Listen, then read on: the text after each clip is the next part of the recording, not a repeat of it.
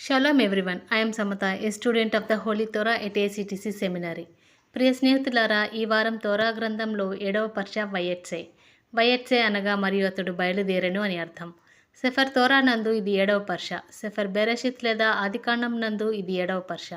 ఈ పర్ష యొక్క 7 వాక్య భాగములు సెఫర్ బెరెషిత్ లేదా ఆదికాండము 31వ అధ్యాయం 43వ వచనం నుండి 32వ అధ్యాయం 3వ వచనం వరకు. లాబాను యాకోబుతో ఇలా అన్నాడు: కూతుళ్ళు నా కూతుళ్లే, మనవళ్ళు నా మనవళ్లే, మందలు నా మందలే. ఇప్పుడు ఏమి చేయలేను, రండి మనం ఒక ఒడంబడిక చేసుకుందాం. అక్కడే యాకోబు ఒక రాతి స్తంభం నిలిపాడు. రాళ్ల రాశిని పోగు చేశారు. లాబాను దాన్ని యగర్, సహదూత, అరామిక్లో సాక్ష్యరాశి అని, యాకోబు గల్యేదు, హెబ్రిలో సాక్ష్యరాశి అని పేరు పెట్టాడు. లాబాను ఇలా ప్రమాణం చేశాడు: ఈ రాశి నాకు నీకు మధ్య సాక్షి. నేను దీన్ని దాటి నీకు హాని చేయను, నీవు దీన్ని దాటి నా కూతుళ్లకు హాని చేయకూడదు. యాకోబు ఇజ్రాయేలు భయంతో ప్రమాణం చేశాడు.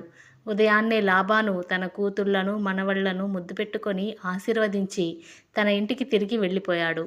యాకోబు తన ప్రయాణం కొనసాగించాడు. ఎలోహిం దూతలు అతనికి ఎదురొచ్చారు.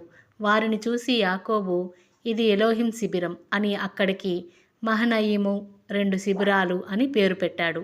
ఈ భాగం యాకోబు లాబాను మధ్య శాశ్వత ఒడంబడిక, గల్యేదు సాక్ష్యంగా నిలబడడం, లాబానుతో శాంతియుత విడిపోవడం మరియు ఎలోహిం దూతలతో కానాను దేశంలోకి యాకోబు ప్రవేశాన్ని చూపిస్తుంది. ప్రియులారా, ఇలాంటి మరిన్ని తోరా పాఠాలను తెలుసుకొనుటకు మా యూట్యూబ్ ఛానల్ను సబ్స్క్రైబ్ చేయండి. షాሎም లెహిత్రోత్.